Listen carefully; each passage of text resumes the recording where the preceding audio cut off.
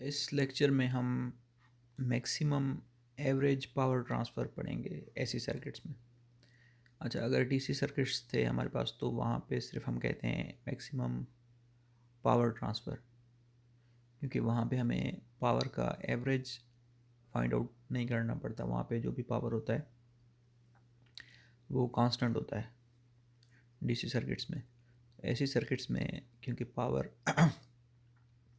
Constant नहीं है, sinusoidal signal है, तो इस वजह से हम पहले यहाँ पे जो है एवरेज पावर को कंसिडर करेंगे, फिर जो है उस पावर के हिसाब से फिर देखेंगे कि मैक्सिमम पावर, एवरेज पावर कब ट्रांसफ़र हो रहा है एसी सर्किट में। अच्छा, डीसी सर्किट्स में जैसे हमारे पास कंडीशन थी कि जो लोड रेजिस्टर है वो उसमें जो है वो इक्वल होना चाहिए थेवेनिन रेजिस्टेंस के।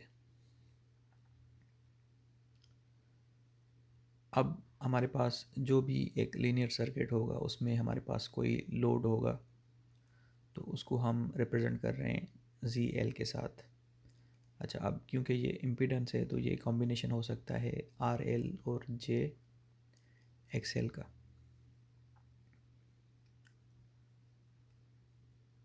अच्छा, एल यहाँ पे लोड को शो कर रहा है, इंडक्टेंस को शो नहीं कर रहा। मतलब ये इंडक्टिव रिएक्टेंस नहीं है यहाँ पे, ये एक्स एल है, ये लोड की रिएक्टेंस है, कंबाइंड रिएक्टेंस है। अब वहाँ पे कैपेसिटिव रिएक्टेंस भी हो सकती है, इंडक्टिव रिएक्टेंस भी हो सकती है। और ये जो लीनियर सर्किट है मैक्सिमम पावर ट्रांसफ़र के लिए हमें जो है इस सर्किट को थेवेनिन इक्विवेलेंट सर्किट में चेंज करना होता है, जिसमें हमारे पास वी टी एच आ जाता है और जी टी एच आ जाता है, और ये जी एल सेम है यहाँ पे। तो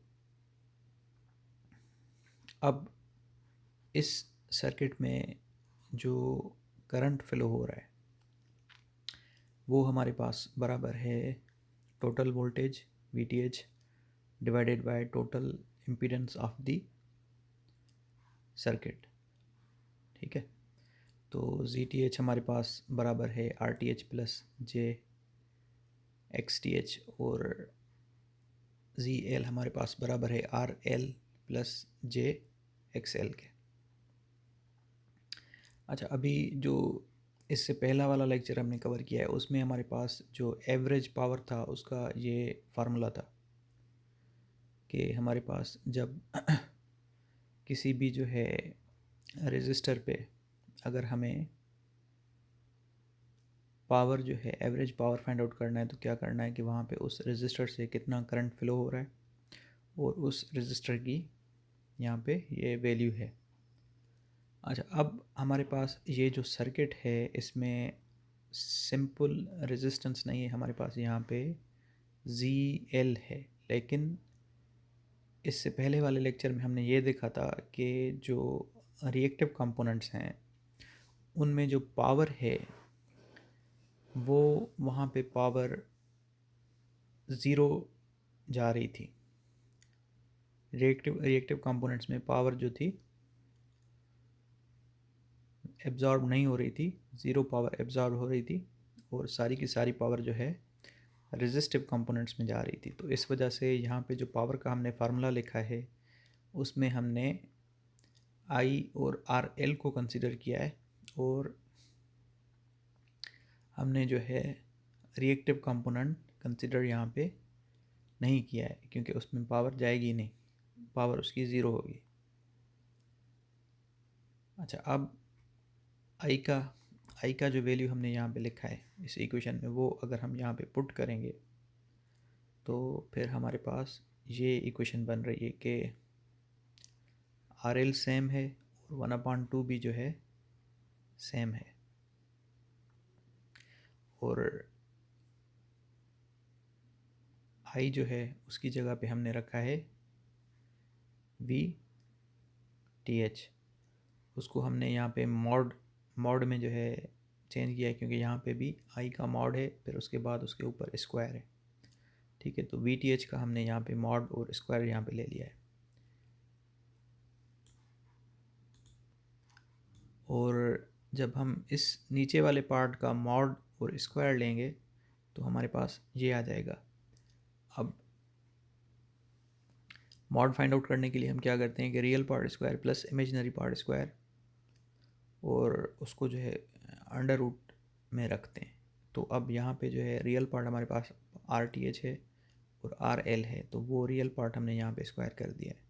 और इमेजिनरी पार्ट हमारे पास एक्स टी एच और एक्स एल है, उसको भी हमने स्क्वायर कर दिया है। अब इसके ऊपर जो स्क्वायर रूट आएगा वो इस स्क्वायर के साथ ख़त्म हो जाएगा, तो इस वजह से यहाँ पे ये चीज़ आ गई है। अच्छा, अब डीसी सर्किट्स में हम ये देखते थे कि जैसे इस तरह होता था कि एक पॉइंट होती थी आर एल का, कोई कुछ वैल्यू होता था जिस पे जो है हमें मैक्सिमम पावर मिलता था। ये जो है हमारी लाइन थी ऊपर पावर की, और इस लाइन को हम कंसिडर कर लेंगे ये जो है हमारी आर एल की वैल्यू है। तो आर एल की इस वैल्यू पे जो है इस वैल्यू पे जो है हमें मैक्सिमम पावर मिल रहा है, और ये वही वैल्यू है जो सर्किट में हमारे पास वहाँ पे डीसी सर्किट में हमारे पास जो आरटीएच की वैल्यू होती थी। तो हम ये जो कंडीशन है R L is equal to R T H, ये हम फाइंड आउट करते थे जब हम डेरिवेटिव लेते थे पावर का विथ रेस्पेक्ट टू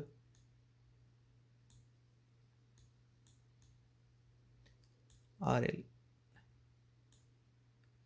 तो उसमें से जो है मतलब ये जो डेरिवेटिव है rate of change of power with respect to rate of change of R L.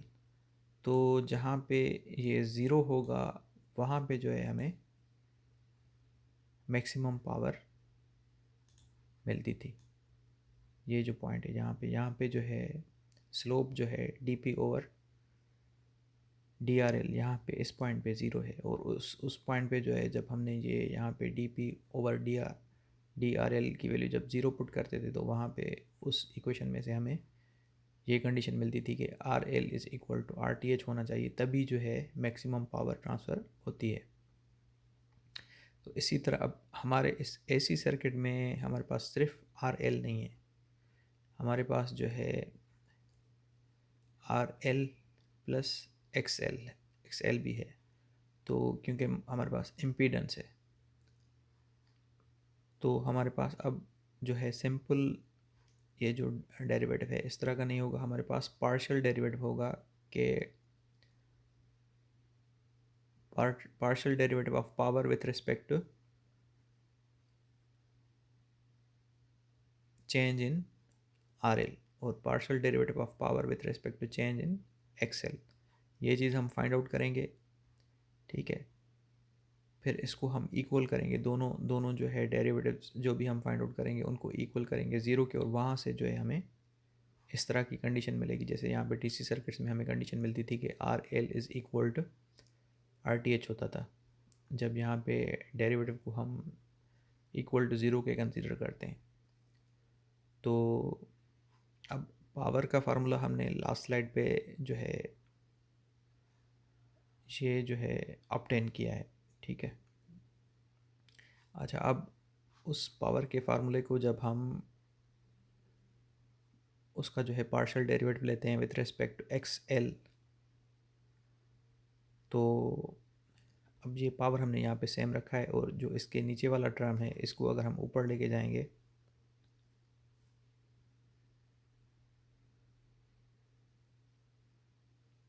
तो इसका जो है इस पूरे पूरे टर्म का जो पावर है वो हमने यहाँ पे -1 कर दिया है क्योंकि ये ऊपर चला गया है। अच्छा, अब यहाँ पे जो है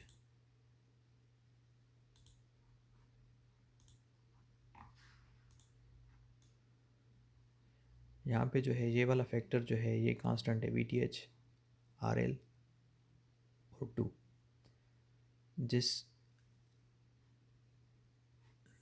जिस जिस चीज़ के साथ हम पार्शियल डिफरेंशिएशन कर रहे हैं विथ रिस्पेक्ट टू वो है एक्सेल। तो एक्सेल हमारी यहाँ पे है इस टर्म में। तो कांस्टेंट हमने सेम रखा है आर एल और वी टी एच और टू हमने ये सेम रखा है, और हम डेरिवेटिव फाइंड आउट कर रहे हैं रिमेनिंग पार्ट का। तो डेरिवेटिव में क्या होता है कि ये जो -1 है ये नीचे आ गया, ठीक है, -1 नीचे आ गया, फिर हमने ये सेम रखा और उसके पावर में से 1 को हमने सब्ट्रैक्ट कर दिया, फिर उसके अंदर जो चीज़ है उसका हम डेरिवेटिव निकालना चाहते हैं। तो उसके अंदर जो है हमारे पास ये आर टी एच और आर एल कांस्टेंट है, तो इसका डेरिवेटिव ज़ीरो होगा। और यहाँ पे जो है जब हम देख रहे हैं तो यहाँ पे एक्सेल है, तो फिर इस टर्म का जो है हमें डेरिवेटिव फाइंड आउट करना पड़ेगा। इसके ऊपर 2 पावर है, वो 2 नीचे आ जाएगा और ये सेम रहेगा, फिर उसके पावर में से 1 सब्ट्रैक्ट हो जाएगा। तो यहाँ पे -1 -1 -2 हो जाएगा। फिर जो है यहाँ पे जो है सिंपल एक पावर बचेगा +1 का, ठीक है। ये वाला 2 और यहाँ पे जो 2 है ये कैंसिल हो जाएंगे, ठीक है। और ये -1 यहाँ पे हमने बाहर करके रखा है, यहाँ पे -1 बाहर करके रखा है, ठीक है। अच्छा, अब ये जो पावर -2 है इस पूरे टर्म के ऊपर, वो नीचे चला जाएगा तो पावर +2 हो जाएगा। बाकी जो है x T H plus x L वो ऊपर ही है। तो अब ये हमारे पास डेरिवेटिव का, पार्शियल डेरिवेटिव का रिज़ल्ट है, ठीक है। अब इसको अगर हम ज़ीरो के बराबर रखेंगे तो वहाँ से एक कंडीशन मिलेगी। इसको अगर ज़ीरो के बराबर रखेंगे तो फिर ये नीचे वाला टर्म जो है जब उसके साथ ज़ीरो के साथ मल्टीप्लाई होगा तो वो भी ज़ीरो हो जाएगा, ठीक है। फिर इसी तरह वी टी एच को भी दूसरी साइड पे लेके जाएंगे इधर, वो भी ज़ीरो हो जाएगा। आर एल को भी जो है इधर लेके आएंगे, वो भी ज़ीरो हो जाएगा। और -1 को भी अगर लेके आए यहाँ पे तो वो भी ज़ीरो हो जाएगा। बाकी इस साइड पे हमारे पास ये फैक्टर बच रहा है x T H plus x L. तो इन दोनों में से एक चीज़ दूसरी साइड पे लेके जाएंगे तो हमारे पास कंडीशन बन रही है X L is equal to minus X T H. तो एक कंडीशन हमें ये मिल गई कि मैक्सिमम पावर तभी ट्रांसफ़र हो सकता है जब एक्स एल जो है माइनस एक्स टी एच के बराबर हो, कि थेवेनिन जो रिएक्टेंस है और हमारे पास जो लोड रिएक्टेंस है वो आपस में जो है अपोजिट साइन के साथ हो, ताकि असल में एक्चुअली होगा ये कि अगर लोड रिएक्टेंस पावर एब्जॉर्ब कर रहा होगा तो थेवेनिन जो है रिएक्टेंस उतना पावर उस वक्त दे रहा होगा। तो उन दोनों का इफ़ेक्ट वहाँ पे जो है कैंसिल हो जाएगा। फिर बाकी जो है हमारा मैक्सिमम पावर डिपेंड करेगा सिंपली आर एल पे, कि आर एल का वैल्यू क्या होना चाहिए मैक्सिमम पावर के लिए। तो एक कंडीशन ये हमारी होनी चाहिए कि X L is equal to minus X T H. अब हम दूसरा पार्शियल डेरिवेटिव फाइंड आउट करेंगे पावर का with respect to R L. अच्छा, अब दूसरा पार्शियल डेरिवेटिव फाइंड आउट करने के लिए पावर का with respect to R L, हमने यहाँ पे पावर का फार्मूला रखा है और यहाँ पे जो है वी टी एच मार्ड होल स्क्वायर, और ये डिवीजन में जो 2 है ये हमने बाहर रखा है क्योंकि ये कांस्टेंट है। और फिर हमने अंदर जो चीज़ रखी है उसमें आर एल ऊपर भी है और आर एल जो है नीचे भी है।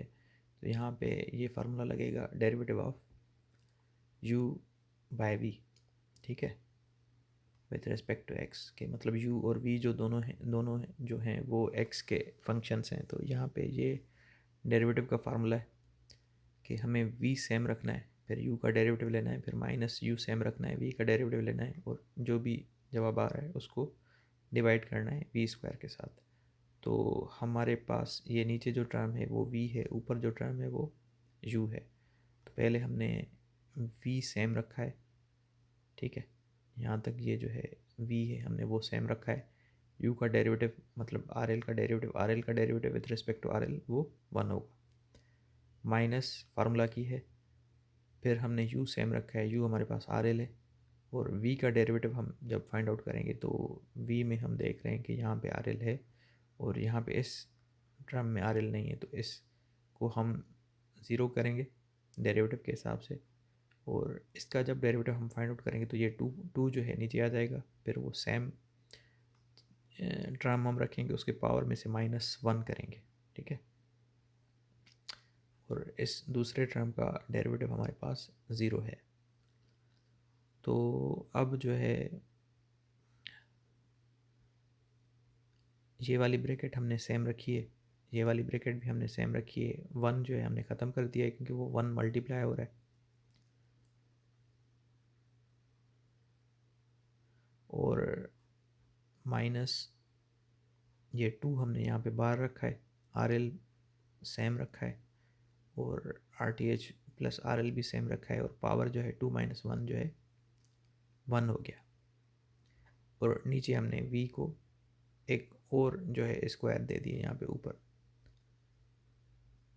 मतलब इन फैक्टर्स के साथ ऑलरेडी जो है टर्म्स के साथ स्क्वायर है एक, और फिर हमने एक दूसरी स्क्वायर भी जो है इसको बाहर पूरे टर्म को v को दे दिए। और अब हमें कंडीशन फाइंड आउट करने के लिए इस डावा p और डावा आर एल को जो है हमें ज़ीरो कंसिडर करना है, तो वी टी एच को भी दूसरी साइड पे लेके जाएंगे, वो भी ज़ीरो हो जाएगा, और ये जो नीचे हमारे पास टर्म है उसको भी जो है हम इस साइड पे लेके आएंगे तो वो भी ज़ीरो हो जाएगा, बाकी हमारे पास ये चीज़ बच रही है, ठीक है। तो इसमें से हम जो है ये सारी चीज़ यहाँ पे रख रहे हैं, ठीक है। फिर इस स्क्वायर ब्रैकेट को सॉल्व करेंगे तो are T H square plus R L square plus 2 are T H plus 2 are T H into are L, और मिडिल वाला जो टर्म है वो सेम रख रहे हैं हम। फिर जो है इसको अगर हम -2 आर एल को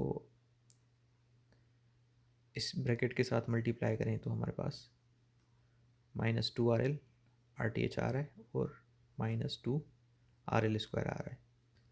तो अब यहाँ पे -2 आर एल है, और यहाँ पे एक प्लस की -2 आर एल स्क्वायर है, और यहाँ पे एक प्लस का आर एल स्क्वायर है, तो एक माइनस का आर एल स्क्वायर बचेगा जो कि इक्वल के दूसरी साइड पे लेके जाएंगे हम तो पॉजिटिव बन जाएगा। आर टी एच हमने सेम रखा है, और ये +2 are T H R L और -2 are T H R L ये आपस में कैंसिल हो जाएंगे, बाकी ये वाला टर्म जो है यहाँ पे हमने सेम रखा है। तो सिंपली अब आर एल के लिए जो हमने कंडीशन फाइंड आउट की है, तो स्क्वायर ख़त्म करके हमने दूसरी साइड पे स्क्वायर रूट दे दिए। तो जो पहली हमने कंडीशन फाइंड आउट की थी कि वहाँ पे जो है हम कह रहे थे एक्स एल बराबर होना चाहिए -x टी एच के, तो वो अगर हम यहाँ पे वैल्यू पुट करें तो ये दोनों कैंसिल हो जाएंगे। बाकी हमारे पास जो कंडीशन बचेगी आर एल की, R L is equal to R T H होना चाहिए, जैसे जिस तरह डी सी सर्किट्स में भी होता है कि आर एल हमारे पास बराबर होता है आर टी एच के, तो वही कंडीशन यहाँ पे ऐसी सर्किट्स में भी है कि हमारे पास जो लोड रेजिस्टेंस है वो थेवेनिन रेजिस्टेंस के बराबर होना चाहिए, और जो लोड रिएक्टेंस है वो minus of the Thevenin reactance के बराबर होना चाहिए। तो यहाँ पे C L is equal to R L plus J X L, तो अब आर एल को क्योंकि कंडीशन ये हमारे पास दो आ गई हैं, तो आर एल की जगह पे अगर हम आर टी एच रखें और एक्स एल की जगह पे -x टी एच रखें, तो ये जो चीज़ बराबर है conjugate of G T H के बराबर है। तो फाइनल कंडीशन मतलब हमारे पास टोटल कंडीशन ये आ रही है कि जो लोड इम्पीडेंस है वो हमारे पास कॉन्जुगेट ऑफ थेवेनिन इम्पीडेंस के बराबर होना चाहिए, तभी जो है हमारे पास लोड पे जो है मैक्सिमम पावर आएगा। और जब G L is equal to conjugate of Thevenin impedance होता है तो उसको हम कहते हैं कि जो है load is matched to the source. इस तरह की कंडीशन को हम कहते हैं कि लोड जो है सोर्स इम्पीडेंस से मैच हो गया है, इस तरह मैच हुआ है कि हमारे पास जो पावर होगी वो हमें मैक्सिमम मिलेगी लोड इम्पीडेंस पे।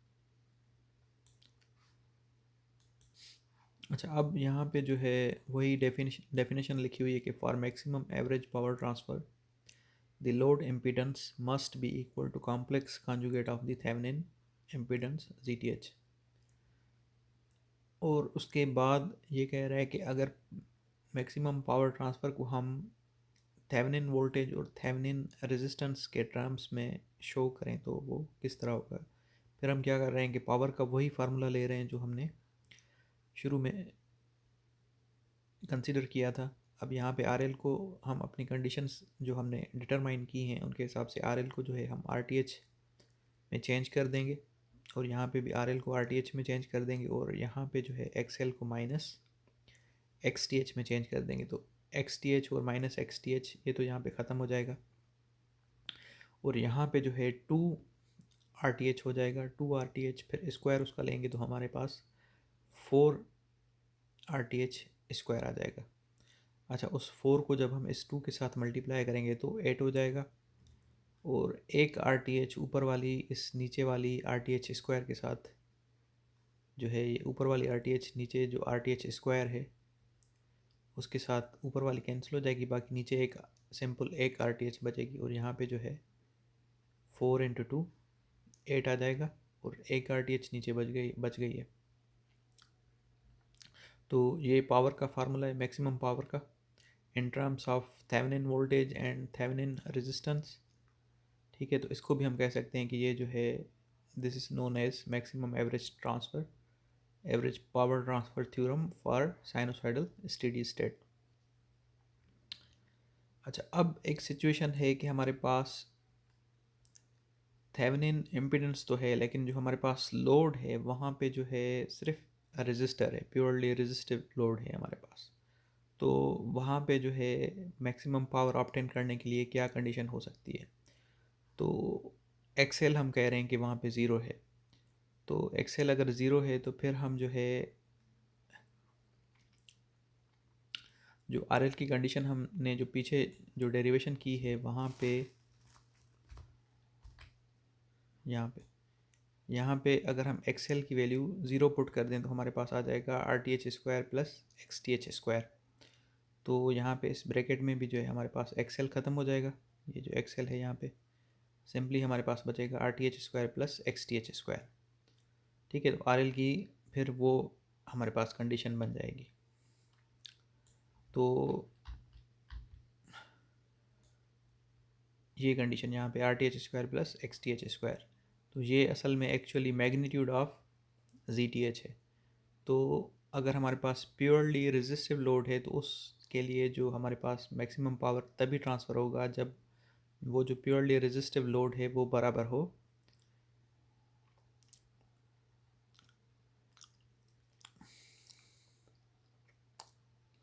मैग्नीट्यूड ऑफ ZTH के। ठीक है, मैग्नीट्यूड ऑफ थेवेनिन इम्पीडेंस भी कह सकते हैं उसको।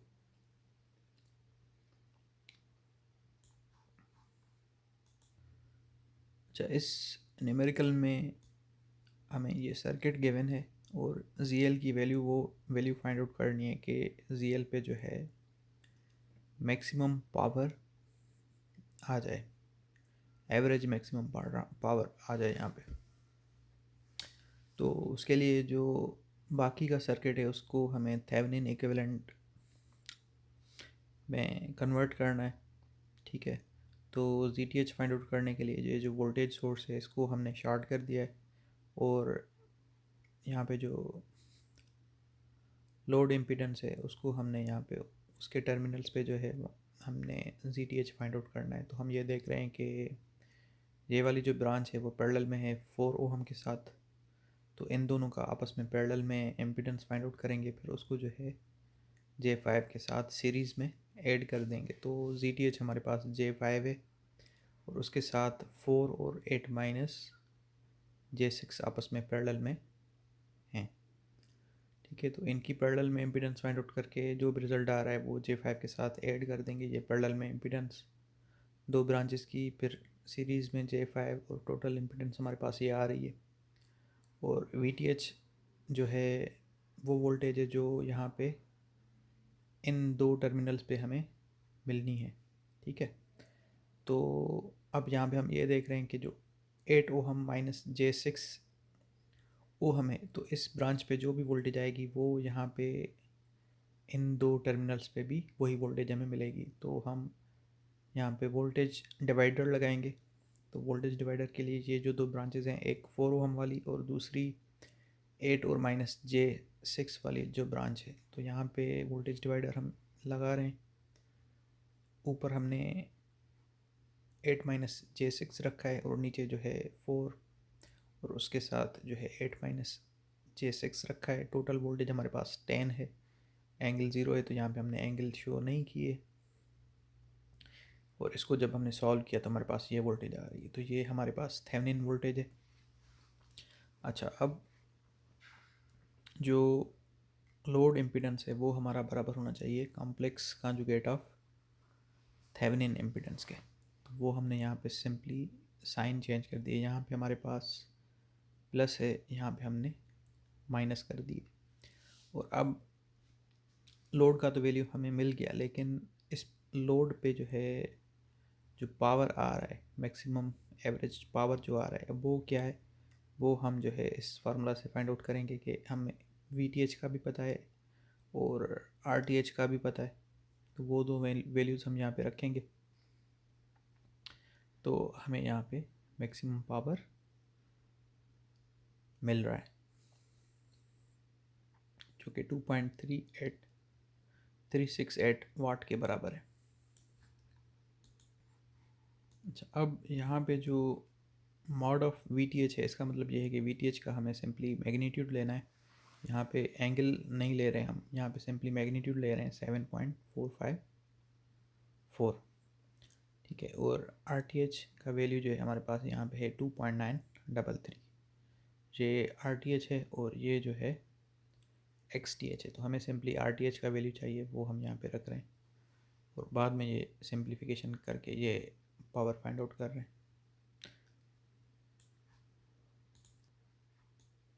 अच्छा, अब इस न्यूमेरिकल में भी वही चीज़ है कि हमें RL का वैल्यू फाइंड आउट करना है कि मैक्सिमम पावर यहाँ पे हमें मिले RL पे।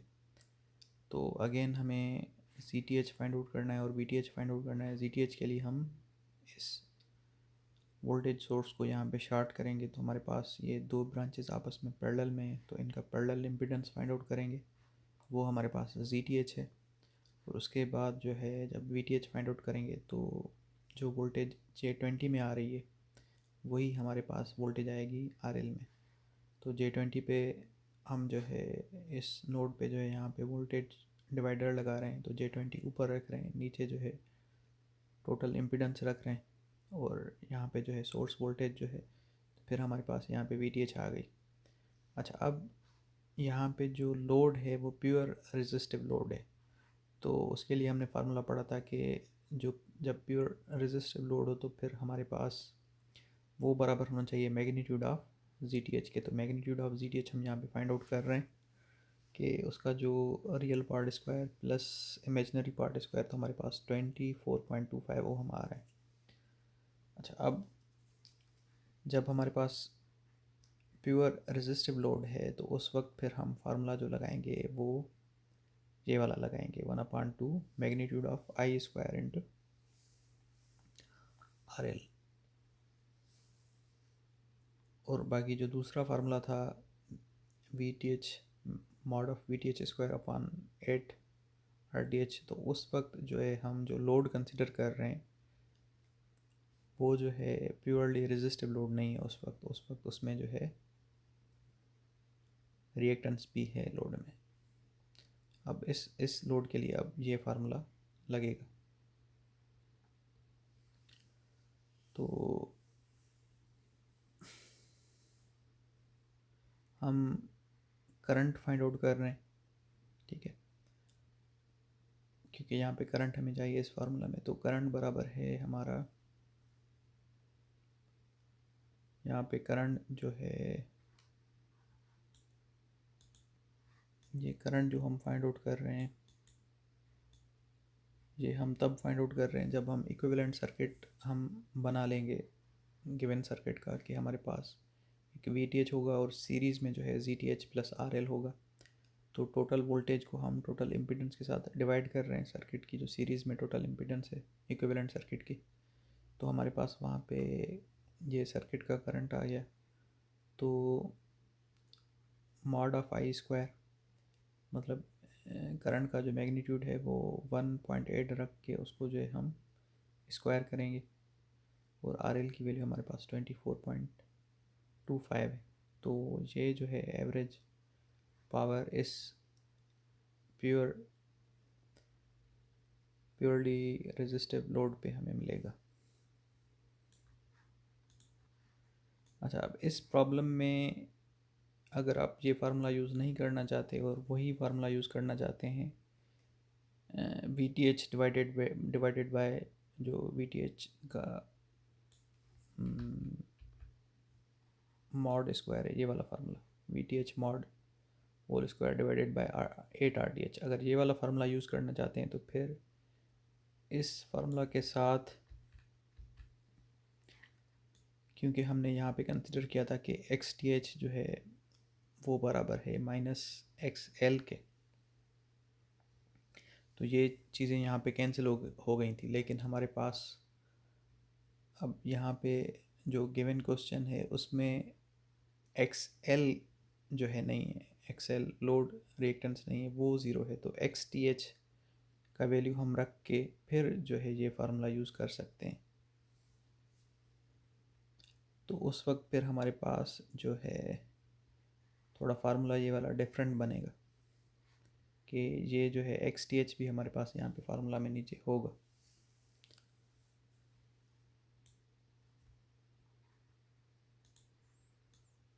यहाँ पे ऊपर RTH होगा, VTH मॉड होल स्क्वायर होगा, और यहाँ पे RTH है, ठीक है, यहाँ पे भी RTH होगा, और ये जो है प्लस में एक XTH होल स्क्वायर ये भी होगा।